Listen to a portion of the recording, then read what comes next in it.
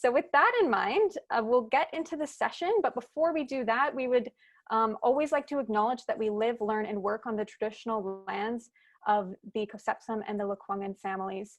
And I'm working from home as well, and I'm also on the lands of the Cosepsum and the Lekwungen families. So really grateful to be here today and to be able to provide this information to you.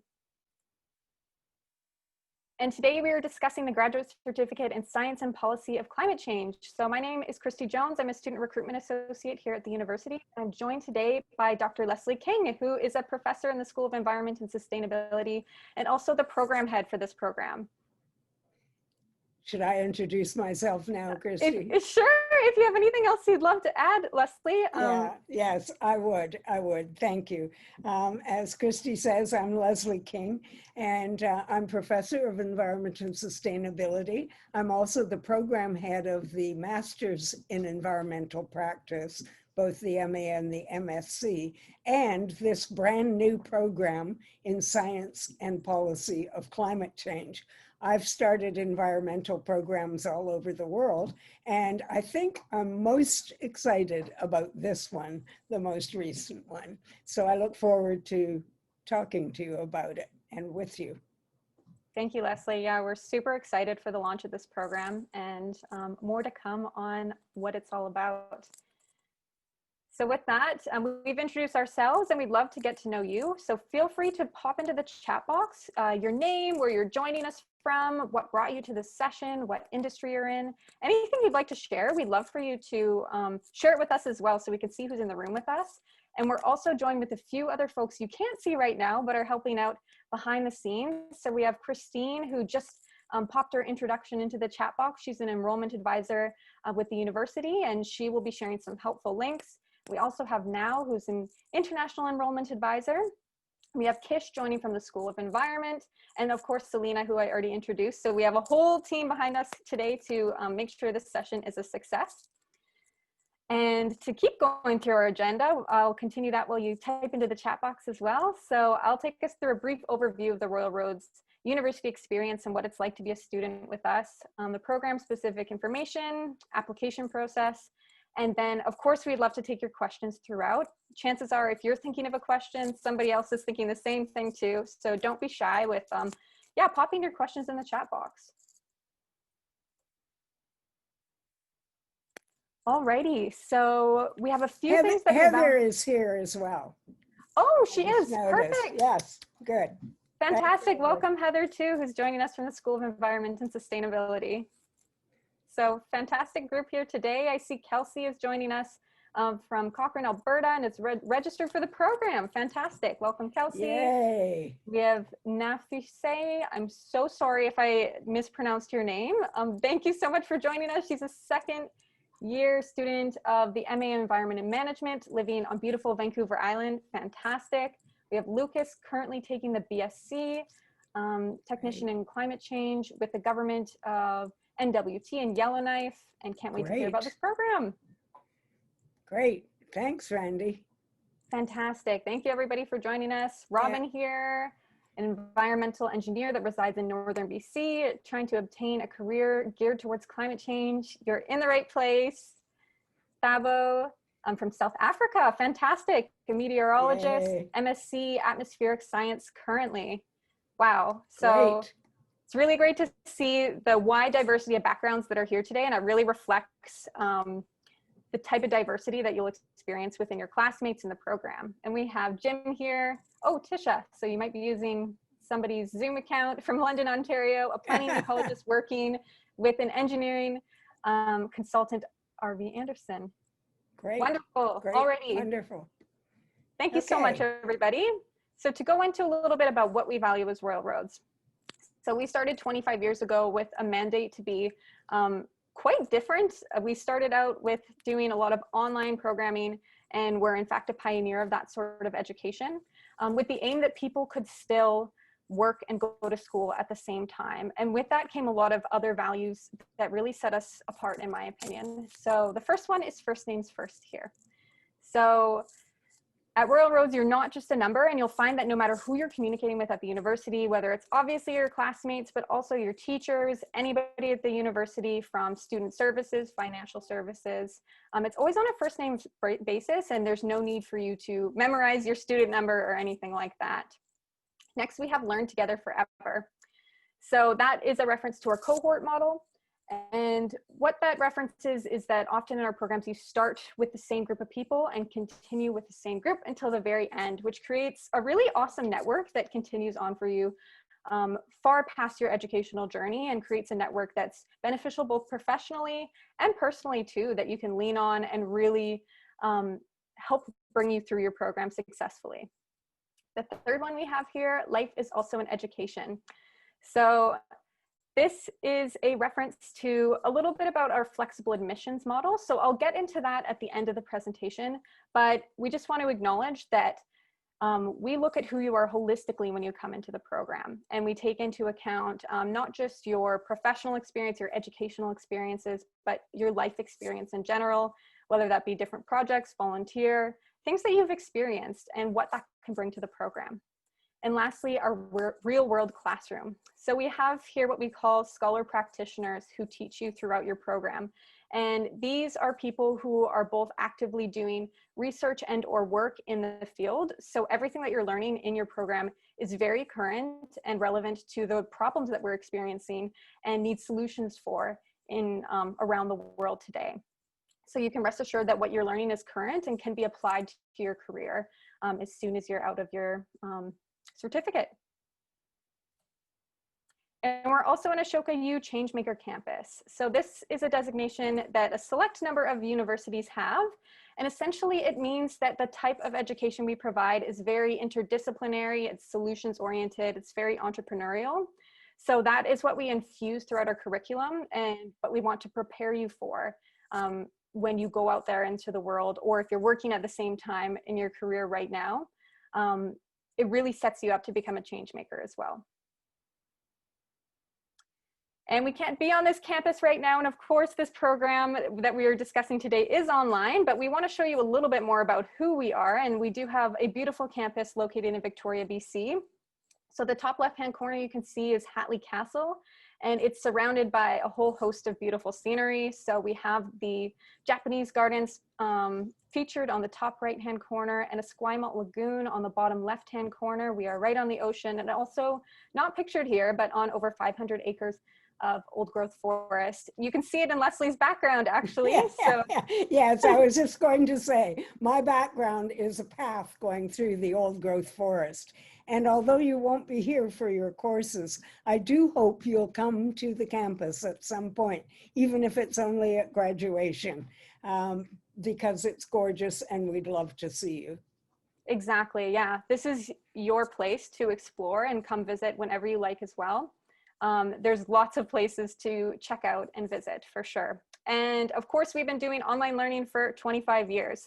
So that's an important aspect of what we do, and something we're really proud of. And you can see that Christine has popped our learning and teaching research model on our website there if you do want to check out a little bit more about our philosophy around learning and teaching. And the online model, so what does that actually look like? So it's a flexible schedule. It can look like 15 to 20 hours a week, depending on the course. The platform we use is Moodle 3.2. And I will say, if you've used Moodle for different courses or different universities, it can look quite a bit different than what you have used before, because every institution kind of can make it, what's the word I'm looking for, can format it in their own way and cater it to their students. So I've used it before, but once I used it again, once I did study at Royal Roads a few years ago, I found it to be extremely intuitive. And we always say that if you can use like a social media network like Facebook, then this will be very easy for you to use as well to facilitate your online learning. And we also have a computer help desk that's available to help with any of your technology challenges or using any of our Royal Roads resources. And speaking of resources, we have a whole library available for you to use with article databases, thesis and major projects, statistics and data.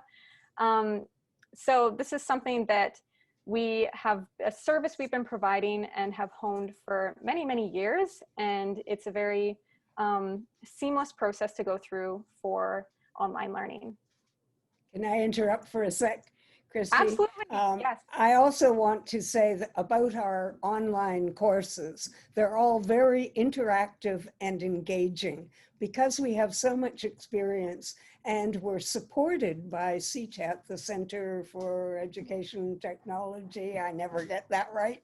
Anyway, they're brilliant at providing all these innovative ways of making these courses interactive and engaging. They're not like, you know, your usual extension or what do you call the ones that you do by yourself? Anyway, Yeah. never mind. I know we know what you mean. Never mind. So With that, I'll actually, carry on. I'll pass it over to you, Leslie. Take it away. Correspondence courses. That's the That's one. the word I was looking for. Okay, so now I'll talk about the graduate certificate in science and policy of climate change. As I say, this is brand new. I'm very excited about it. I've been trying to get climate change into curricula in all the universities I've worked in. And so I'm very excited that we're now on our way. And the first course, as you probably know by now, will be offered in January 2021. And I hope all of you online will enroll in the program and take these courses, because I think you'll enjoy them. Okay, thanks, Christy. Okay, moving along. So the certificate is a 9-credit graduate certificate offered in partnership with Eco-Canada. This is a unique aspect about the program. Eco-Canada is the sector council for the environmental sector in Canada. So they have their finger on the pulse of employment and employment demands and employment opportunities. And so it's a great and unique partnership for us to have. The program's entirely online. It can be taken as a standalone certificate or part of the Master's in Environmental Practice. And I notice we have at least one student from the MEP online here now, so welcome. We've just been approved for all current MEP students to be able to take the 3 courses in the certificate without asking my permission. Before now, we had to get my permission, but Curriculum Committee has just approved them as electives in the MEP. So the first 2 courses will also be available as electives in, in MEP, in the MA in interdisciplinary studies. I notice we also have an MBA student on the call, and I'm delighted that the MBA is counting the 3 courses as electives in the MBA program. And a lot of people across the university have expressed interest in this. The first course in the certificate will also be the first course in the Master's in Climate Leadership, which I think is just being approved now and will be offered next year, beginning next year. And the first course will be the first course in that program. So a lot of places in the university take these electives as part of their program. With the MEP, the real advantage of taking it as part of the Master's in Environmental Practice is that you can get both credentials. So you can get both the certificate and the master's degree if you so wish. Often you can't do that. It's called double dipping, but we have special dispensation to allow you to do that. So the launch of the program is January 18th, 2021. The tuition rate, that's the overall rate for the whole program.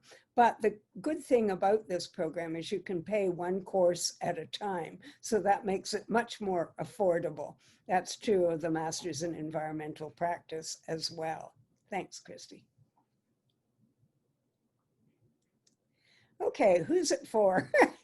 I'd like to believe it's for just about anybody, because I'm trying desperately to get as many people into the environmental field as I possibly can. We need everybody facing the crisis of climate change, biodiversity loss, and many other challenges. So it's for environmental professionals who already have undergraduate degrees, but want to move into the burgeoning field of climate change.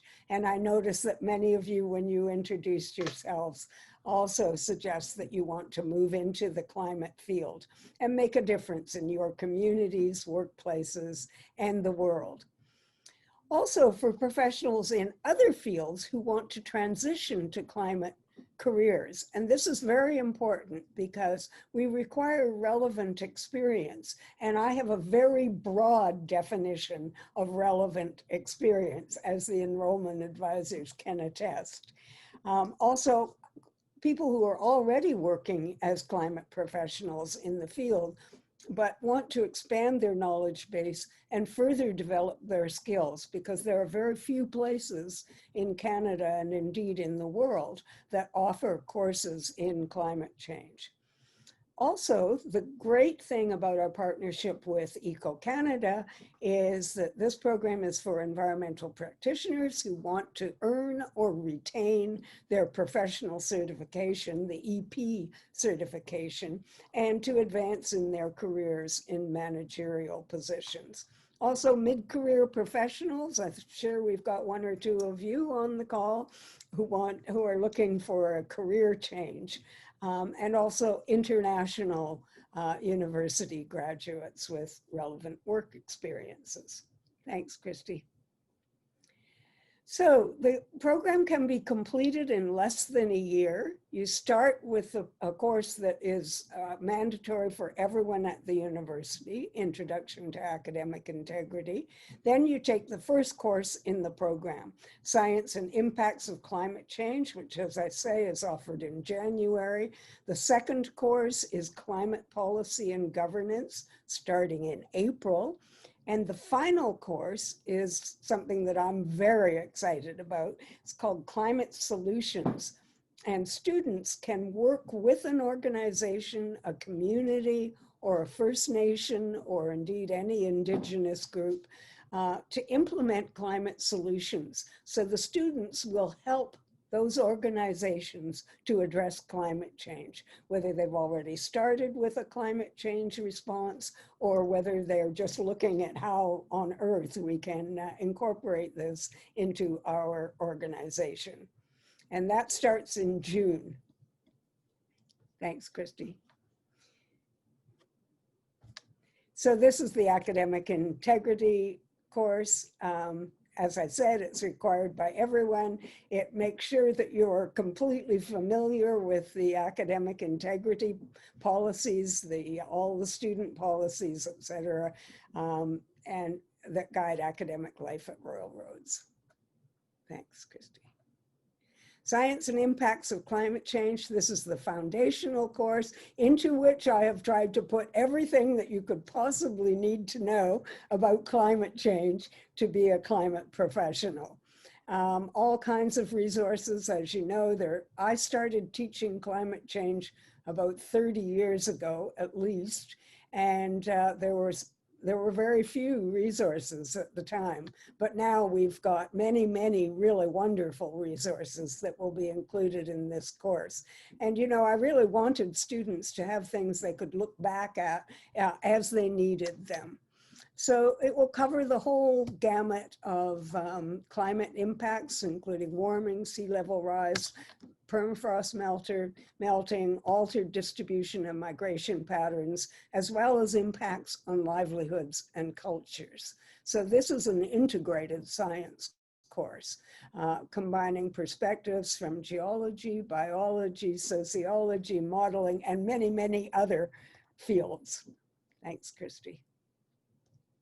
Then the Climate Policy and Governance course. looks at policy instruments for addressing climate change, looks at the international instruments, such as the Conference of Parties process. I went to COP21, where the Paris Agreement was put forward, the UNFCCC, local, regional, and national policies in Canada and elsewhere. One of the people who's just signed up for this wanted to know if it had just a BC focus, and I said, no, definitely not. Global, Canadian, and local. Includes the human dimensions of such policies and governance, such as gender, equity, human and indigenous rights without a capital I. Sorry, Christy, I should have caught that. Communication and others.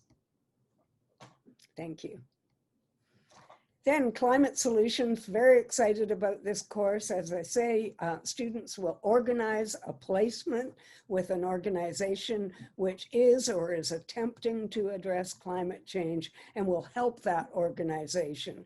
So this really represents the transdisciplinary, not just the interdisciplinary aspect of this program, because we're working with organizations outside of academia and incorporating other ways of knowing, knowledge systems, and non-academic organizations.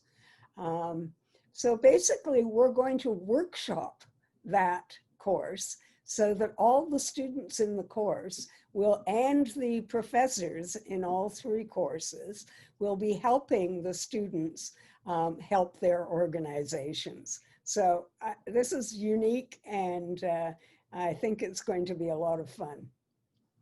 Thanks, Christy. You can take it away now, Christy. Thank you. Thanks, Leslie. And now would be a great time, if any questions have come up so far about the program, feel free to pop them in the chat box and we can get to those. And we also had some folks submit questions ahead of time. So I would love to go through those as a little Q&A with you, Leslie, before we head into the application information. Sure. Can I just add to that I'm sorry, I didn't tell people they could jump in and ask questions of me throughout. I tend to get on a roll, and then nobody can get a word in edgewise. So please don't hesitate to ask any questions. And at the end, my contact information will be up. So if you have other questions, don't hesitate to email me. Yeah, Thanks, exactly. Christy. And Go we ahead. did have one come in from Robin, actually. So if finding a placement difficult, would you be helping to find any?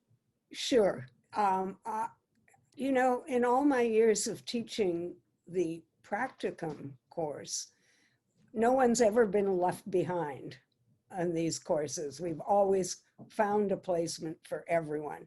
It is the student's responsibility to do that, and there's a very good reason for that, because I want the students to really want that placement and to feel connected to it and to want to help that organization. But we do have a work integrated learning department on campus who can assist, and I can always give ideas. Because as I say, I've done this for a long time, so I'm very familiar with a wide range of organizations. I hope that answers, Robin. Question Okay. here. What's the structure of the online courses? Is it set days and times? That's an excellent question. The courses vary, of course, but they all are based on the Moodle platform. They're asynchronous, which means because we have students from all over the country in different time zones, it's very hard to do synchronous sessions. Although most professors do have Zoom sessions, Blue Jeans, or Collaborate sessions, where we try to find times that most people can come in. And if they can't join those calls, then they're always recorded, so that students can access those recordings after they've been made. The courses usually are structured in several units, and in each of those units there's resources, either films, lectures, guests, readings, etc., that the students are responsible for. There's often online discussion among the students in the course. And there are, of course, assignments. And those assignments will be very varied. So they're not just written assignments.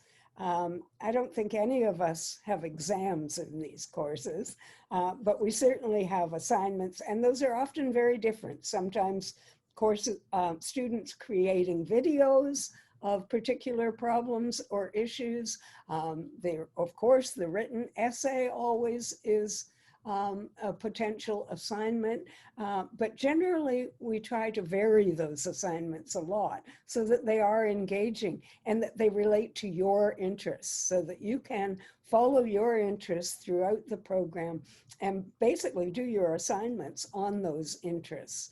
I think if anyone else wants to add anything about the structure of these courses. Oh, not necessarily, Thabo. I have experience in South Africa. I taught at the University of Cape Town, and I'd be delighted if you did something in South Africa. I currently have a student who did a practicum in Costa Rica. Shame, but really, they can be anywhere. You do need a sponsor or a supervisor in that organization who can sign off on your proposal. But other than that, it can be anywhere with any kind of an organization. I see some questions from James here. Will those who have recently completed the Intro to Academic Integrity through other programs be required to complete this again? No, no, God knows, only once. Sorry. Okay. No, that one's it. Quick and easy. Yeah, exactly. And then he asked another question. Are there any specifics on the format or deliverable for the climate solutions course?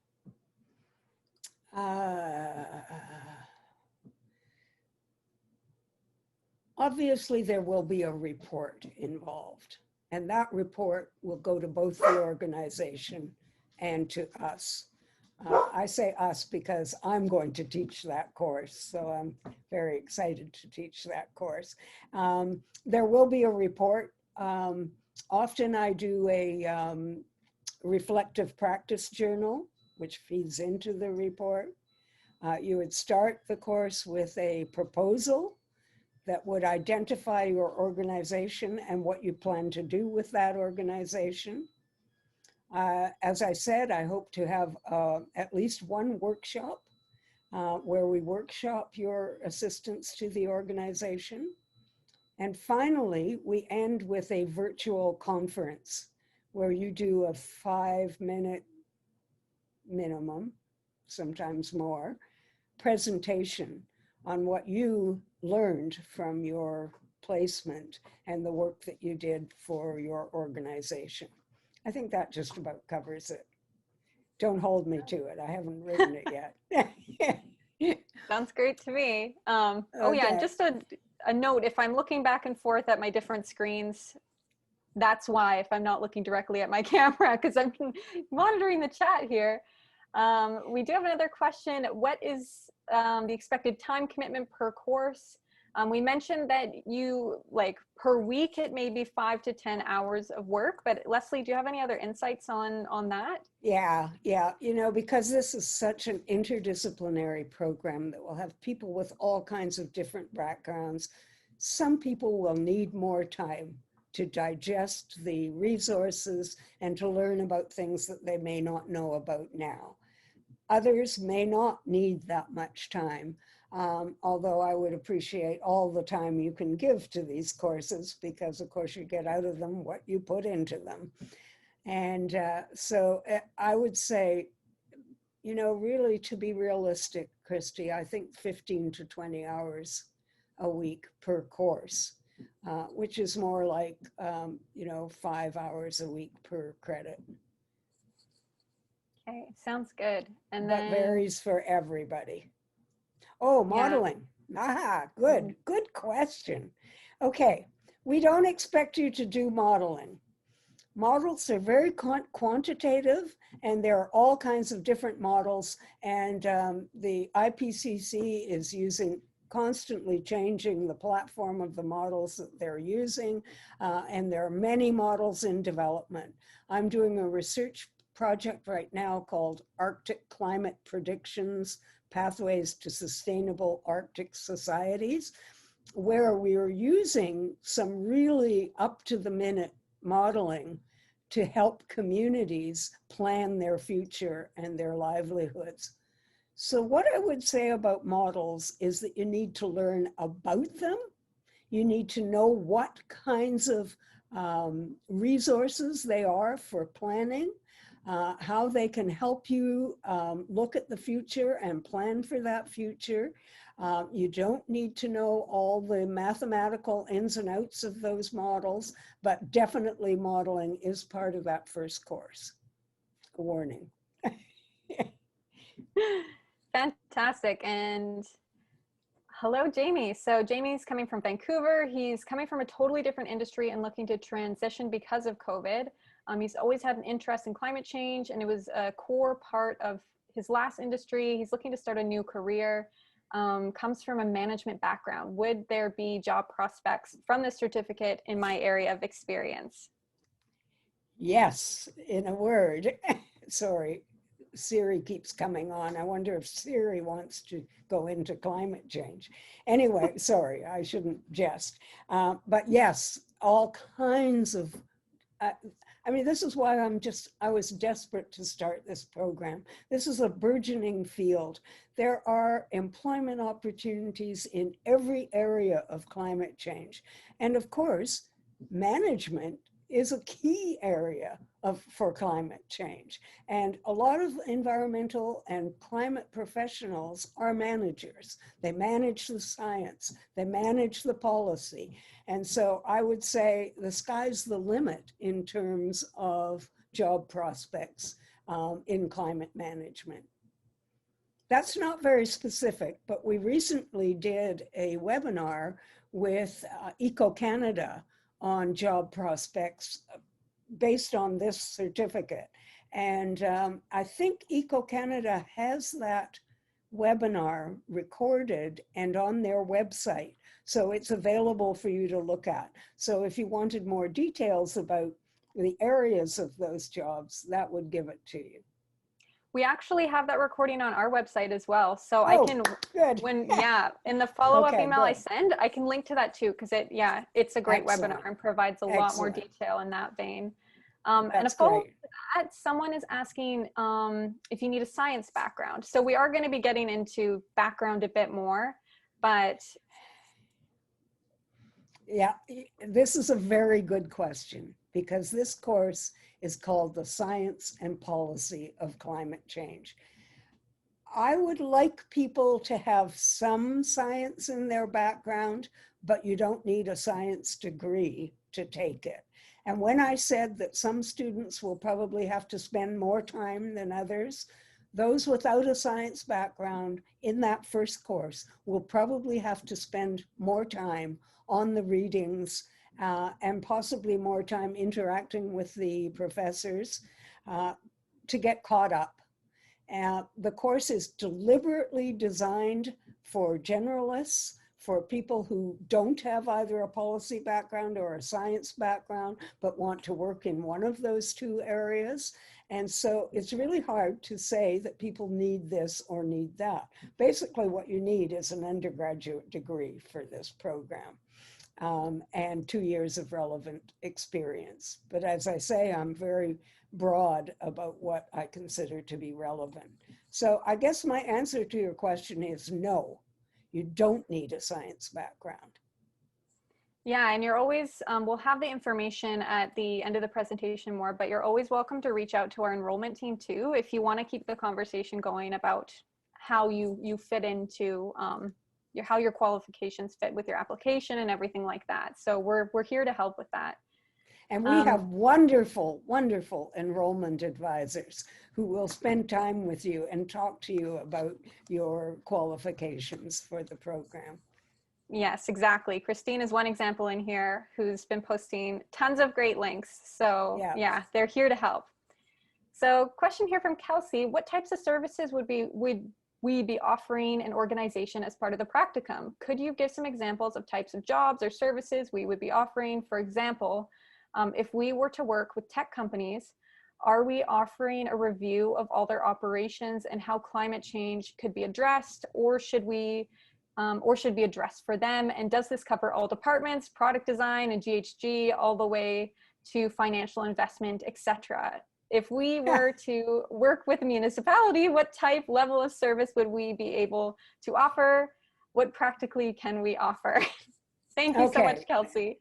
That's a brilliant question, Kelsey. And, you know, it's very varied. You have to do a proposal for the climate solutions course that is signed off by your supervisor in that organization. And so you negotiate with that supervisor about what you're going to do in your placement. It's not really a practicum, and it's a combination of a learning experience for you and a service to the organization. So, you know, the degree to which it's a service and the area in which it's a service is up for grabs with that supervisor. So, you know, in a municipality, I could see people outlining or designing a sustainability framework, a climate response strategy, et cetera, things like that. I think, you know, it's so varied, it's hard for me to say. Clean tech, you know, if you know about clean tech, so, you know, this is both based on your experience and knowledge and your area of interest. And so if you're looking to go into an area that's different from the area that you're in now, this is a wonderful opportunity to create networks and to really make contacts and to learn about that field. So it's a combination of learning for you and a service to the organization. That didn't really answer your question, Kelsey, but you know, Ann Dale and I have had a research project on called Meeting the Climate Change Challenge, which takes place in municipalities throughout BC, in which we study how municipalities have responded to climate change, what innovations they've developed, and how they can spread that learning to other municipalities. So there's lots of opportunities in municipalities for this kind of placement. I think it's a great place to be. Kelsey, Absolutely. if you need more, just email me. We have emailed, so thank you. Fantastic. And there's been some questions coming in regarding kind of the application requirements and such. So I'm just going to carry on to the application section of the presentation, but feel free to continue putting your questions in the chat box and we'll try to get to those at the end of the presentation as well. Christy, someone mentioned the requirement for an undergraduate degree. The admissions requirement is a 4-year degree, but if you have a 3-year degree, you can be considered under our flexible admissions policy. And Perfect. Exactly. Yeah. So I'll start off with our standard admissions. That would include a 4-year comparable undergraduate degree in a related field, which we've discussed can be pretty broad, with the minimum GPA of B from a recognized post-secondary institution. And with that, at least 2 years of relevant work or volunteer experience. And then applicants who meet the degree requirements, but not the GPA requirement, will normally be required to complete the academic writing and critical thinking course several weeks prior to the starting date. And they host this course multiple times a year. And we hear from people who do actually take the course that it's very helpful and it sets you up very well to smoothly go into your certificate and get your mind back into that academic headspace of thinking again, which can be especially helpful if it's been a few years since you've been out of school. So to go into the flexible admissions, that would look like normally 6 years of relevant work experience or an equivalent combination of education and experience. All flexible admission applicants would normally be required to take that academic writing and critical thinking course. And if your English is not your primary language, please review our English language requirements, which are on our website as well. So yeah, if you don't fit the requirements of the standard admissions, please don't count yourself out. You're welcome to have a conversation with our enrollment team about what that could look like for you. And we can find a solution and a fit that will work well for you. So how to apply? We have an online application fee of $126.28 to start us off. And then with that comes some supporting documents. So the first one on there is official transcripts. We require those to arrive to us sealed from the previous institutions that you have attended. So if you are curious to know what your grades are, it's always handy to order a second transcript to you so you can open them up and check out what your grades are, because we do need to have that sealed when it arrives to us. And we know this time is a little bit tricky with COVID happening and everything. So there's a lot of universities that are doing email transfers as well of the transcripts. And that works too with our system. So no, don't fret about that. Next on the list is a detailed resume. So that is not a typical CV that you'd use for a job application. It can actually be a lot more extensive and long. Is to keep it as detailed as you need it to be, to convey everything that you want us to know about you and why you'd be a good fit for this program. So that can be obviously your professional experience, your educational experience, but anything else you want to share as far as volunteer, specific projects that you've worked on, things like that. Please include as much detail as you want in that vein. And then to go with that is a personal statement. So that is a great clarifying piece of writing that helps you to really map out and put down onto paper why you want to take this program and what you would like to do with it post-grad, a little bit more about your experience and different situations you've had in your life, anything that you want to share in that. It's a great way for us to get to know who you are, and especially if you would be coming in through that flexible admission model, it helps us to get to know who you are a little bit more and if the program would be a good fit for you. Leslie, is there anything you want to add on that personal statement and what you typically might look for in something like that? Yeah. When I say that I'm flexible about the experience requirement and the field requirement, I really rely very heavily on your personal statement. I'm looking for your motivation, your commitment to this program and to this problem. And so, you know, don't stint on your personal statement. It can sway me very easily. Also, if you have volunteer experience, I love volunteer experience because it really shows your commitment, demonstrates your commitment to the field. So, you know, tell me why you want to take the program, what you think you can offer the program, and what you hope to do with your life. Thanks. Perfect. And then the last thing on here is 2 letters of reference. So the ideal standard for that is to have 1 professional and 1 educational reference, but there is some flexibility on that if it's been a number of years since you've been out of school, for example, to use multiple professional references. And a good guideline with that is it's best if it comes directly from whoever is referring you, and we can kind of verify from their email address who they are and their connection to you in that way. Can I just say something? James, I'm so happy that you gave a pitch for the academic writing course. It's so great. Whenever I ask people to take that course, it's part of flexible admission, they always come back and say, oh, what a great course. It really helped me. And also in the MEP program, I will count the credit-bearing academic writing course as an elective in the program because it's so good.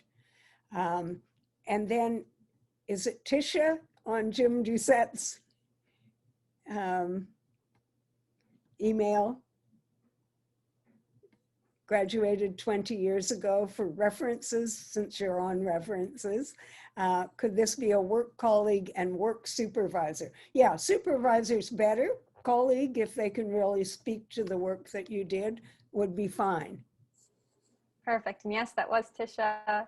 And James, I would have seriously struggled at the start of my MBA without taking that academic writing and critical thinking course. Thank you. Thank you so much, James. That's great to hear. Alrighty, and so to continue on to some key dates. So we have our start date of January 18th, 2021, and the application deadline is December 4th. So there's a little bit of time for you to still get your application in. And somebody did ask ahead of time if there's still space in the program. There still is, so we would love to see your application come through. And best to start thinking about it as soon as possible, because we have what we call rolling admissions here at the university. So we don't wait until the application deadline to tell people if they're in the program or not. As soon as we finish processing your application, we then tell you if you are in the program. So the sooner you apply, the sooner we can let you know if you're in the program, and you can start preparing for what that looks like for you, and if you need to make any changes in your schedule and things like that. Okay, question from Dave. Christy, when you send the follow-up email with the link to the recording, will you also send a transcript of this chat window? Throughout the webinar, the RRU team has been adding some great info, and we wouldn't want to lose that. I can definitely try to send the transcript. It's not, with Zoom, it's not as pretty as what it might look like when you're looking through the chat now, but I will definitely give that a try. And then we also will add the links. This will be uploaded to YouTube, so we'll add the links in the description to that will be helpful for you to review afterwards. So rest assured, we'll set you up well to kind of revisit that too. And something I used to do when I was looking into programs at Royal Roads before I started here is when I'd watch a webinar, because I kind of went through a series of watching a bunch of them, I clicked on all the links and opened all the tabs and then just looked through all of them afterwards. So yeah, that's a good strategy to use too. Christy, I'm wondering if you, or actually Christine, can answer this question about RRU transcripts. She may have already. So James Oh, asked she has. An RRU graduate would not need to resubmit previously submitted transcripts or anything from RRU. Great. Thank you, We'll have that on file. And Christine has added, please apply early to allow for time to complete the application with all of the application documents, and for the application review time period is about 4 to 6 weeks. So yes, the earlier the better in that regard. And a little bit more about your educational planning. Financial aid is a huge aspect of that, and we have an amazing team that's here to help. I reached out to this team when I was going back to school, and they were very, very helpful. And I actually did end up getting some funding, which of course is always welcome when you're going back to school. So definitely feel free to reach out to them. We have their email and their phone number there. And because we do have a smaller student body at Royal Roads, you have quite a better chance of getting some of that funding, which it doesn't hurt to apply at any rate. So definitely something to check out. And of course, we have our whole enrollment team here to help you. Christine is one wonderful example of our enrollment team here. And if you do have any follow-up questions, we have their info here for both if you're coming in as a Canadian student or international enrollment, which now has been in the chat box as a representation of that team. Their email is there as well if you would be coming in internationally.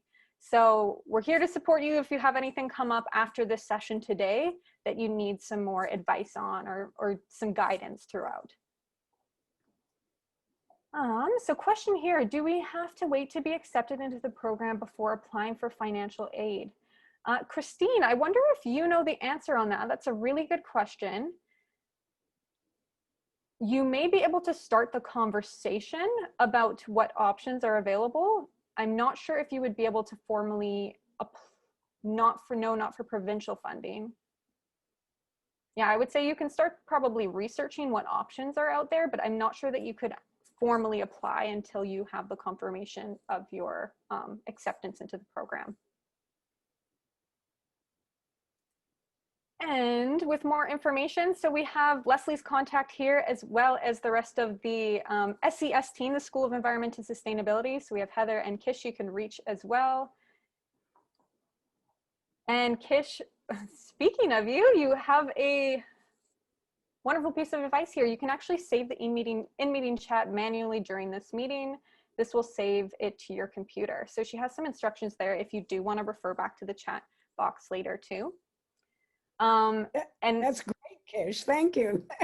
coming in with some tech tips here. That's perfect. Yeah, exactly. And we have a few minutes left, so I'd love for if you have any more questions, feel free to pop them in, and I'll ask Leslie a few more questions as well that have been submitted ahead of time. All right. Thank So you. we know that you're teaching in the program, but somebody has been asking about if there's any other insights on who else is teaching in the program, their background, that sort of thing. Yep, I can tell you exactly who's teaching. So the first course is taught by Dr. Rob Newell and Dr. Leanne Pyle. Leanne Pyle is a geologist who works for NRCan, and Rob is a recent PhD who is extremely well published, and at the moment is working for the University of the Fraser Valley. Rob worked with me on the research that I mentioned, and he's also an expert on co-benefits of addressing climate change along with biodiversity, health, water, and other environmental issues. And he's published on that, and this is a fabulous team. And they don't just teach bits of the course individually, they work together because we have a value of integrated science and interdisciplinarity. And so I like these different perspectives to be available to students in the classroom and out of the classroom at all times. So that's the first course. The second course is taught by Alistair Moore, who is a policy expert, got his PhD from England, and has done a lot of research, particularly again with municipalities, and he has worked as a municipal planner. So he knows what he's talking about. He and I both went to COP21 in Paris, which resulted in the Paris Agreement. So he has a really good grasp on the international aspects of policy and governance, as well as the BC and Canadian aspects of policy and governance. He really knows what he's talking about. And then the third professor is me, but it's not just me. I'm going to have a model whereby all of the professors in the program join me in advising and mentoring the students as they work in their organizations. That's us, that's the team. Perfect. Thank you, Leslie. And we had somebody else ask, is the circular economy covered in any parts of the curriculum? Indeed, indeed. I've just had a student work on circular economy in MEP. It's definitely something we deal with a lot in MEP.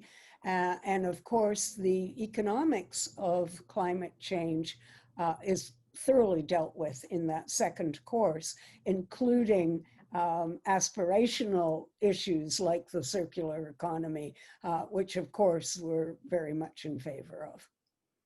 Fantastic. I find that whole subject fascinating. So that it sounds is. like It's it'll wonderful. be great. And in fact, that MEP student is now presenting the circular economy to municipalities, to VIU, to other universities. So it's really set her up for a career in the circular economy. Fantastic. And I see another question that's come in. Is there any group work involved, and how will this be structured?